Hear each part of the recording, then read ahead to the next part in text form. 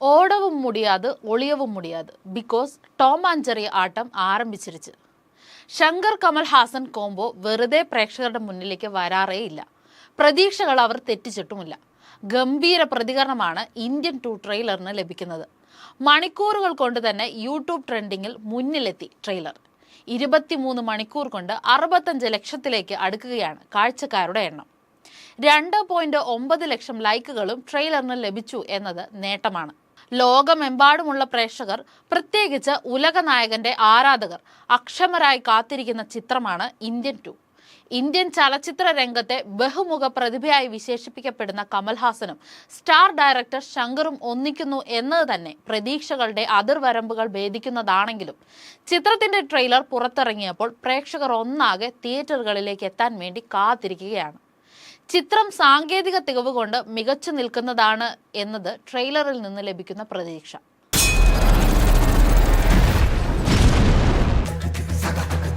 Freedom fighter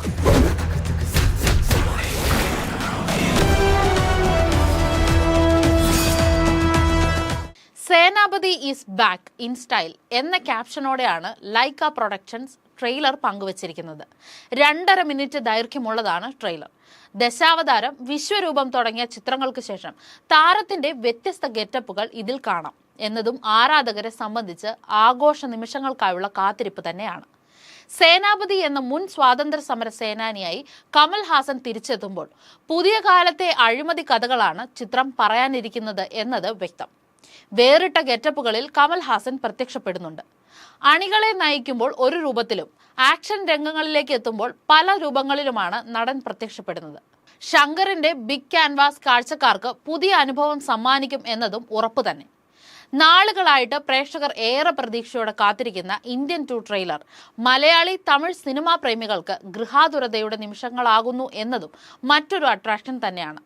ആദ്യ ഭാഗത്തിൽ CBI officer കൃഷ്ണസ്വാമിയായി പ്രത്യക്ഷപ്പെട്ട നെടുമുടി വേണുവിനെയും അന്തരിച്ച തമിഴ് അഭിനേതാക്കളായ മനോ ബാല, വിവേക് എന്നിവരെയും ഇന്ത്യൻ 2 ട്രെയിലറിൽ കാണാം.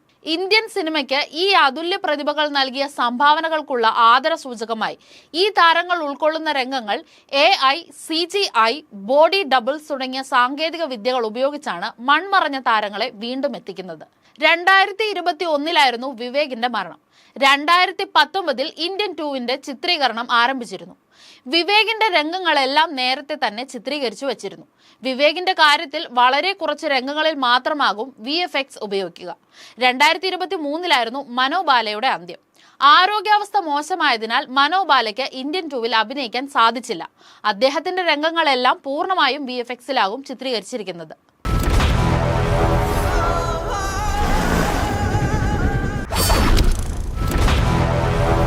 ചിത്രത്തിലെ ഗാനങ്ങളെല്ലാം ഇതിനോടകം ശ്രദ്ധ നേടിക്കഴിഞ്ഞു. അനിരുദ്ധാണ് സംഗീത സംവിധാനം. വിജയ്, താമരൈ, കപിലൻ, വൈരമുത്തു, തെരുക്കുറൽ അറിവ് എന്നിവരാണ് വരികൾ എഴുതിയത്. കമൽഹാസനോടൊപ്പം കാജൽ അഗർവാൾ, സിദ്ധാർത്ഥ്, ബോബി സിംഹ, രാഹുൽ പ്രീത്, SJ സൂര്യ, പ്രിയ ഭവാനി, ശങ്കർ സമുദ്രകനി, ബ്രഹ്മാനന്ദം, നെടുമുടി വേണു, കാളിദാസ് ജയറാം എന്നിവരാണ് മറ്റുള്ള പ്രധാന കഥാപാത്രങ്ങളെ അവതരിപ്പിക്കുന്നത്.